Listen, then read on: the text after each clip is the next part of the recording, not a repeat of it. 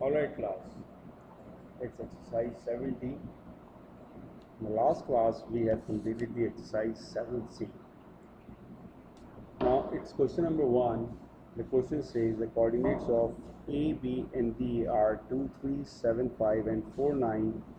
Find the coordinates of C if A, B, C, D is a parallelogram. Now you all know very well that in parallelogram opposite sides are equal and parallel, right? If I draw roughly the shape of a parallelogram, it's something like this or like this, right? So I will say that let's suppose the coordinates of A 2, 3, the coordinates of B 7, 5, coordinates of C unknown, but the coordinates of D are 4 and 9, right? We need to find out the coordinates of C. There are multiple approaches that we can solve this question.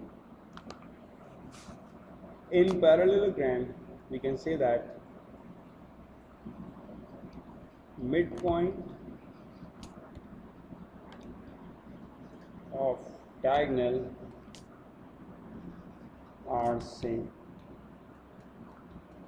Now first we identify that what is a diagonal. If you connect point A and point C, that is a diagonal of a parallelogram, right? The working formula of midpoint is x1 plus x2 divided by 2, comma y1 plus y2 divided by 2.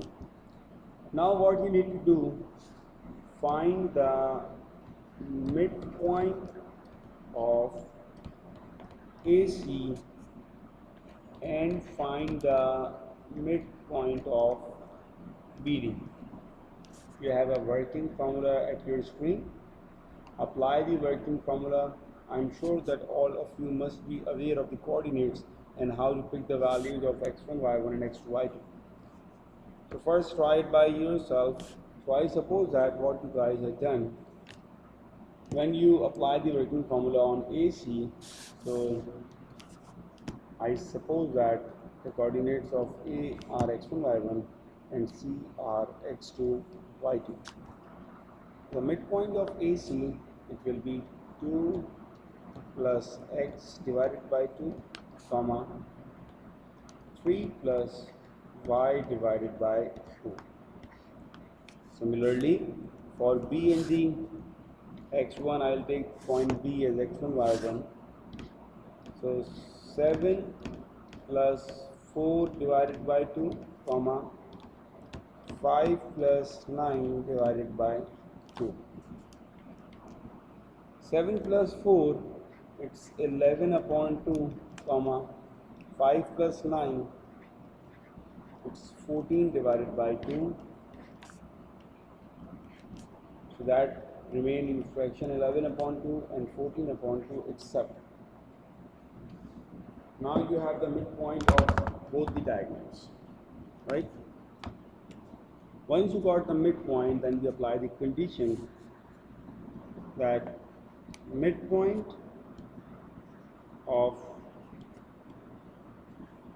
diagonals in parallelogram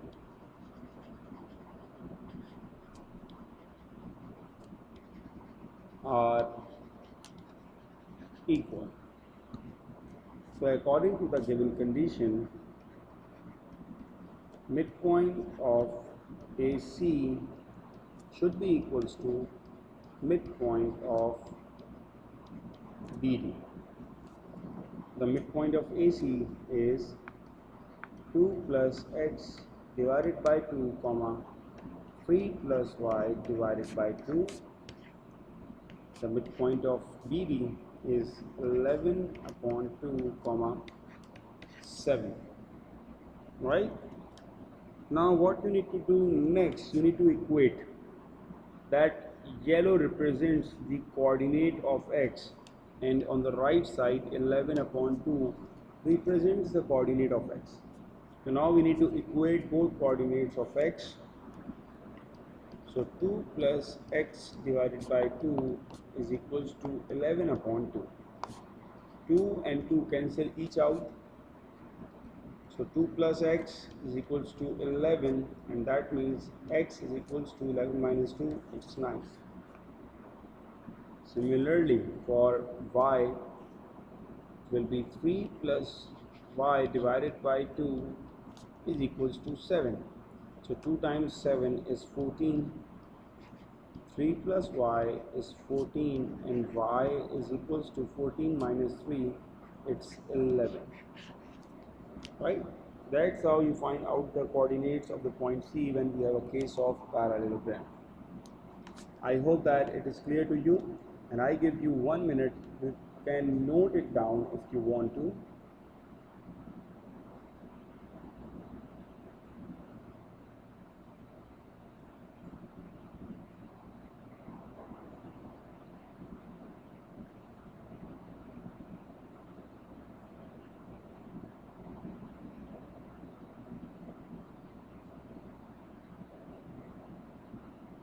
Done? Or you still need more time? I hope that the concept should be clear. When you need to find out the coordinates in parallelogram, you can always use midpoint to find the coordinates of the unknown. But make sure that you are finding the midpoint of the diagonals, and then you need to equate them.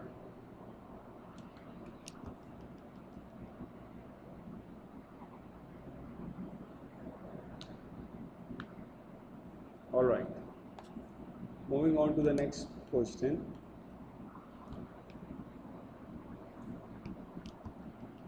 Question number 2, same exercise, 7D. ABCD is a parallelogram with M as the midpoint. Now I'm just highlighting the important conditions of BC. If AB is equals to P and AD is equals to Q, express in terms of P and Q, what should be the value of CM? So for every part, first I'll give you the time to think regarding this part, that how you are going to solve it, and after that I will explain. So first you have a time of 40 seconds. You have a time of 40 seconds. Think about part 1, that how you are going to attempt it and what should be its value. Start.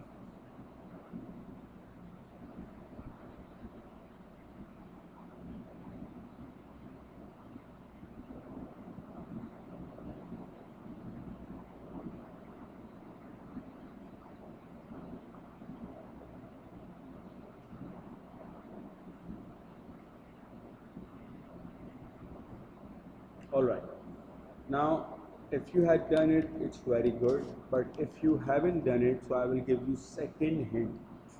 Since we are dealing with a parallelogram, it means that opposite sides are equal and parallel.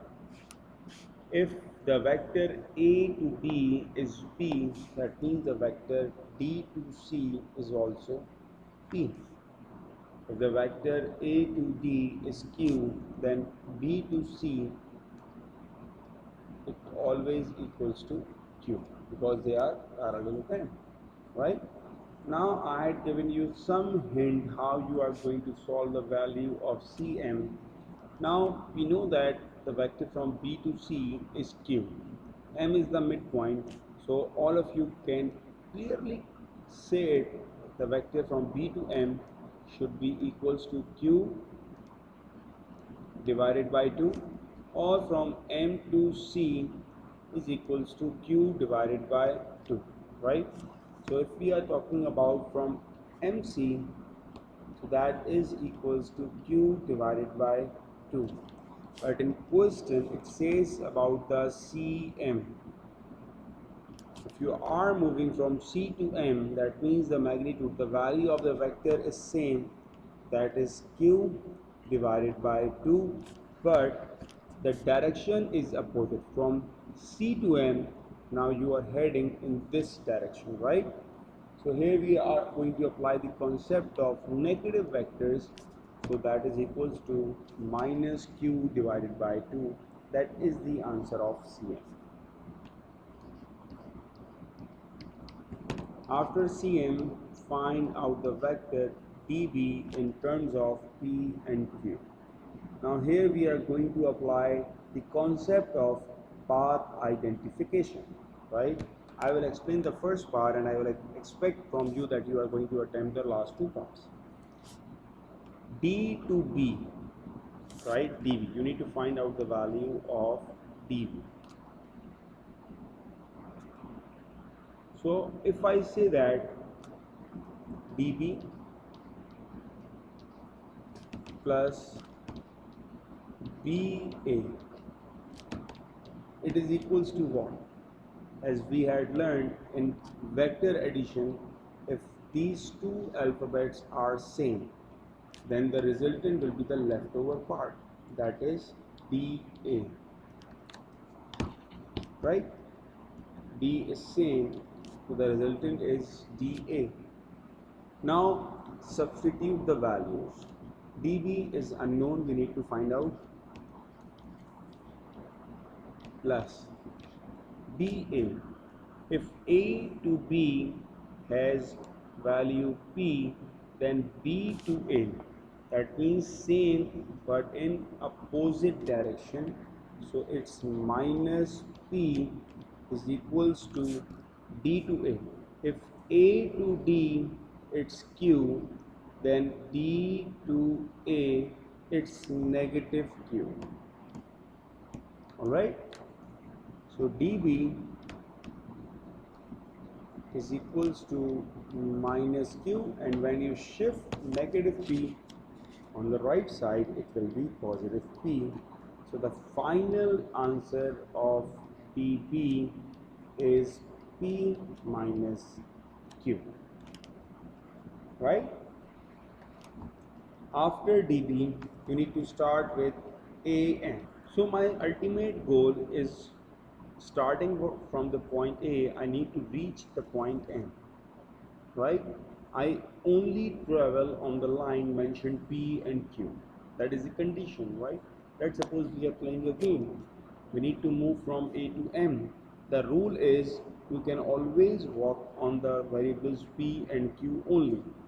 Alright, so what you will do, starting with the A, first I will travel from A to B. So I will write it. First, I will travel from A to B. Now I am standing at P. From B, I need to move to point M. So I will say that BM. With the rule of vector addition, we know that if these two letters are same, so the resultant will be AM. Right? Substitute the values here. The value of AB, it's P. The value of BM is Q over 2. So that is a vector AM in terms of P and Q, and that is your answer. Let's see. The starting point is M and we need to move the point towards D. So I will say that from M to C, at first I will move from M to C. Then I will travel from C to D. So ultimately I had covered the length of M to D, that is my target. Right? The first and the most important step we had done, that is the path identification. Now the value of MC, it's Q over 2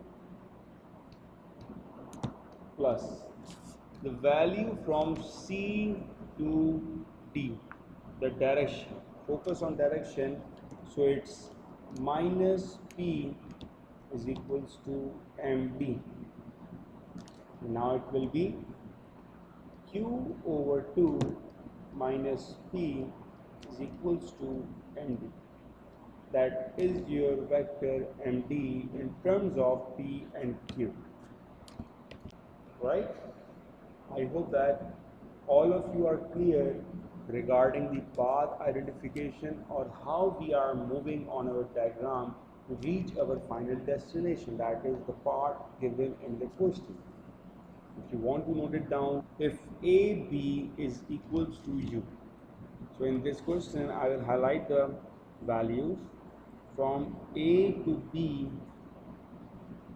it's U, and A to C, it's V, and M and N are the midpoints. M and N are the midpoints of AB and AC respectively, expressed in terms of U and or V. Now what does it mean? You can move either on U or you can move either on V. Apart from them, you cannot move on the triangle. That is the basic rule of this game, right? So in first part, you need to find the vector B, C in terms of U and V. You need to think, the thing that matters the most, it's that during those 90 seconds, at least you give it a try. You had tried to find out the path, how you are come up with the value of BC, so that is very important. So the correct path, it will be, let's suppose I am starting from the point A. So first I travel from A to B, I will say that AB. From B, I travel from point C, so it will be from B to C. So ultimately, I had covered from A to C, right? Now that is the path I'm going to consider to find out the value of BC. Firstly, I will make BC the subject of the equation, so it will be BC is equals to AC minus AB. The vector AC is V as given and AB is U, so that is the vector BC in terms of V and U, right? For second part, you need to find the vector AM in terms of U and or V. So from A to B, we have a value of U. You know that M is the midpoint. So AM is equals to U, the total value, divided by 2. That is the value of AM, right? After that,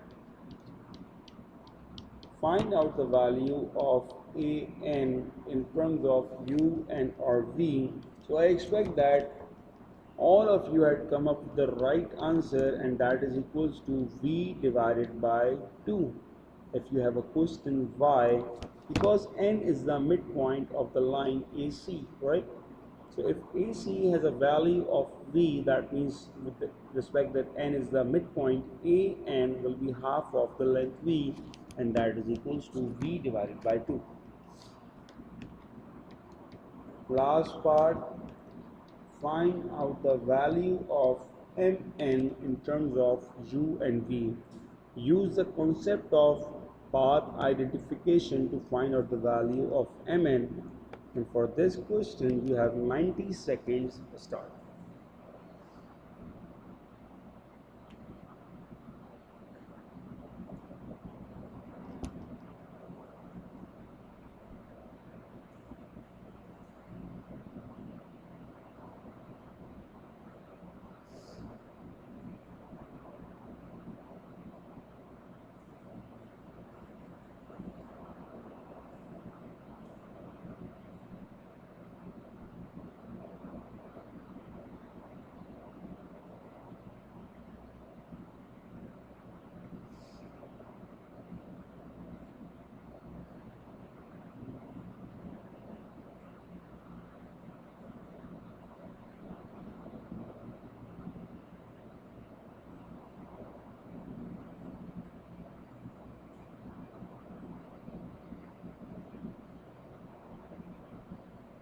Done?